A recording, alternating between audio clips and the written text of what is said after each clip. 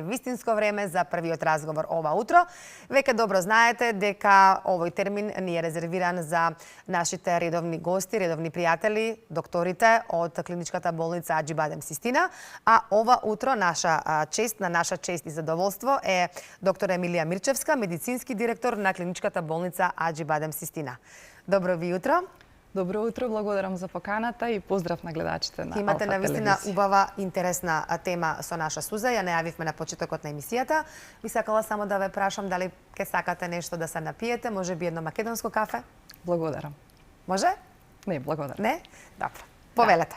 Ти благодарам многу, Ирина. Поздрав уште еднаш официјално и од мене до нашата гостинка ова утро. Драго ми е што отвараме една ваква тема, едно ново поглавје, всушност нова ера во хирургијата. Пред точно една седмица во клиничката болница Аџи-Бадем Систина се изврши првата роботски асистирана интервенција, многу сложена, многу сериозна интервенција.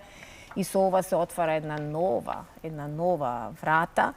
Што значи за нас ова прва изведбена прва роботска асистирана операција и за напредокот на целокупната хирургија? Токму така, пред точно една недела, на 17 јули годинава, во нашата болница ја направивме првата роботски асистирана хируршка интервенција. Во суштина, ова достигнување беше резултат на нашата континуирана посветеност на пациентите да им ги овозможиме најсовремените медицински иновации и во исто време да обезбедиме здравствена грижа од највисок стандард. Ова беше голем чекор за нашата болница, меѓутоа не само за нашата болница, туку и за целото македонско здравство. Воведувањето на робот асистираната хирургија отвара една сосема нова ера, едно ново поглавје во медицината. Ние сме горди што сега можеме да понудиме една многу понапредна хируршка грижа за нашите пациенти, но не само за граѓаните на нашата држава, туку и за граѓаните од поширокиот регион. Како медицински директор во Аџи-Бадем Систина, како ја цените подготвеноста на вашите тимови да се справат во вакви нови ситуации? Историски гледано, воведувањето на роботската хирургија, односно на роботските системи во хирургијата, датира уште од доцните години на крајот на 90-тите години на минатиот век, кога првите роботски асистирани операции се јавуваат на подрачјето на Европа. Меѓутоа, официјалното влегување на роботската хирургија во медицината се случува во 2001 година, значи пред повеќе од 20-25 години, кога Американската асоциација за храна и лекови го издава првото одобрение за употреба на тогашниот роботски систем, познат од ден денес Да Винчи, во лапароскопската хирургија. И со тоа се воведува една нова терминологија во медицината, која што се користи се до ден денеска, а тоа е робот асистирана минимална инвазивна хирургија. Веќе една година подоцна, во 2001 година, на светот му беше презентирана првата телехирушка интервенција во медицинските кругови, позната како Линдберг операција. Во таа телехирургија беше овозможено, односно на светот му беше демонстрирано, вадење на жолчно кесе, односно холецистектомија, која што ја направија хирурзи во Њујорк на пациент кој што лежеше во болница во Франција преку тогаш актуелниот Зеус роботски систем. Од тогаш па наваму во последните веќе скоро 30 на години роботската технологија се повеќе се развива, се усовршува. Денеска ние имаме можност да користиме робот, вклучително и овој кој што клиничката болница Аџи-Бадем Систина го има, кој што има висока резолуција, висока 3D резолуција, чии што роботски инструменти се исклучително прецизни. Па само за илустрација ќе кажам дека роботската рака, која што во основа ја заменува човековата рака, но не и човековиот ум, има можност да прави движења во 7 различни агли, во 7 различни рамнини, што далеку ги надминува можностите на човековата шака. Ме прашавте како се одвива подготовките во нашата болница, како и при воведување на секоја нова медицинска техника на работа, така и ние поминавме еден извесен период на внимателно планирање, тренинг, едукација на нашите тимови, стручни престои, се до конечно добивање на сертификатите за безбедно управување со роботскиот систем.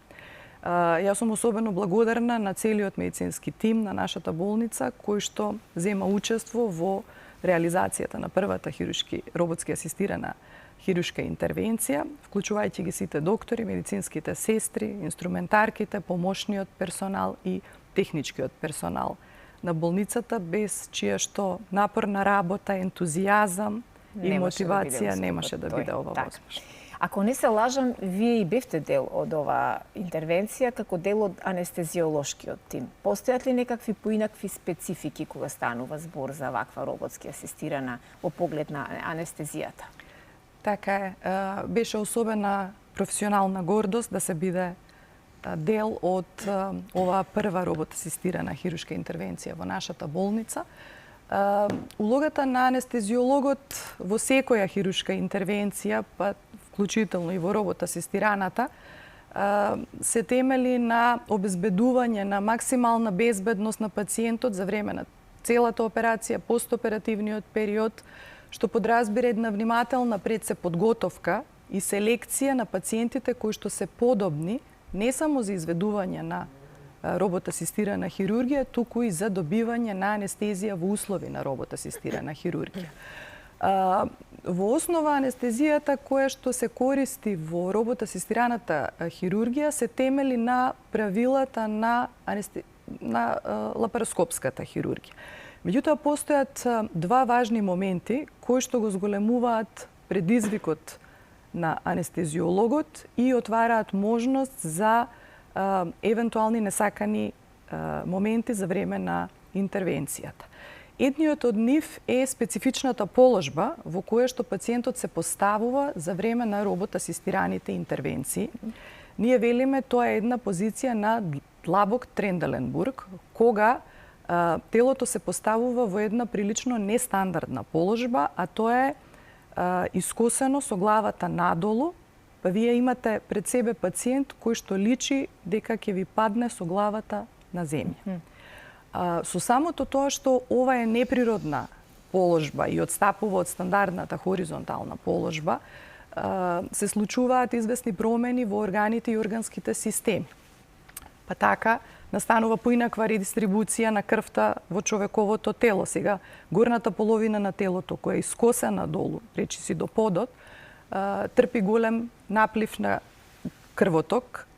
Следствено на тоа се зголемува и притисокот во горната половина на телото, за разлика од долната половина, каде што вообичаено се работи, тоа е абдоминалната празнина или пределот на крлицата, кои што сега трпат, односно добиваат помалку циркулација. Заради притисокот на абдоминалните органи над диафрагмата доаѓа до потиснување на органите во торакалната празнина. Па ова за последица може да има промени во полнењето и во празнењето на крвта од срцето. Може да даде промени во срцевиот ритам, до појава на аритмии, може да даде промени во белодробната функција, во смисол на намалени дишни екскурзии заради притисокот што го трпат долните партии од белите дробови, намалени дишни екскурзии, влошена гасна размена, кое што дополнително со второто нешто што е особена потенцијална компликација која што анестезиологот може да ја има, е инсуфлацијата на јаглероден диоксид за време на робот-асистираните, практично и сите лапароскопски интервенции, кога концентрацијата на јаглеродниот диоксид во крвта се качува и доколку не се менаџира соодветно, може да доведе до, ние велиме, појава на респираторна ацидоза. Но сето ова во рацете на еден искусен, добро трениран, едуциран анестезиолог. Да го споменеме и целиот тим кој што беше на интервенцијата, ако сакате? Така. Првата интервенција која што ја направивме беше уролошка интервенција. Во интервенцијата учествува професор Сотир Ставридис, уролог, доктор Александар Мицковски, уролог исто така, доктор Владимир Лозановски, уролог и јас како анестезиолог. Се разбира, тука се, како што реков, сестрите анестетичари, инструментарки, помошниот персонал и техничкиот персонал. И како се чувствува пациентот вака постоперативно, една недела потоа? Основен предуслов за успешна хируршка интервенција и за роботски асистирана хируршка интервенција е соодветно селектиран и одбран пациент. Нашиот пациент беше токму таков. Интервенцијата помина во најдобар ред, од анестезиолошки аспект не се соочивме со некакви потешкоти. Раниот постоперативен тек, значи пациентот беше разбуден веднаш по завршување на интервенцијата, неговиот ран постоперативен тек се одвиваше во рамките на очекувањата, неколку часа по интервенцијата беше префрлен на хируршкото оделение во неговата болничка соба.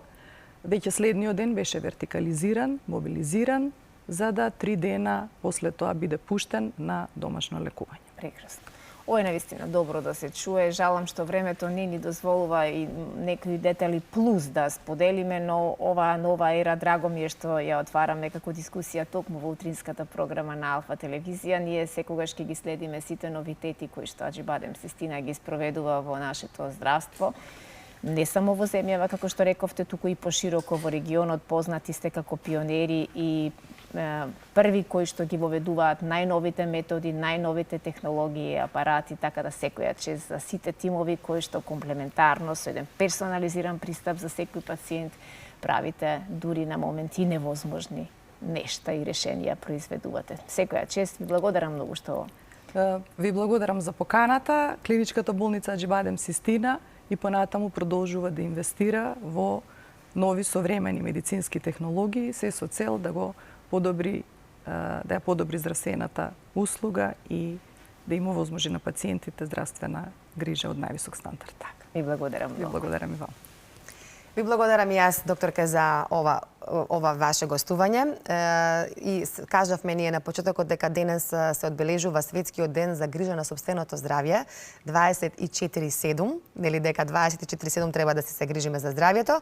И денеска ете тој Светски ден за грижа на здравјето. Ви благодариме и се за доброто на здравјето на сите нас.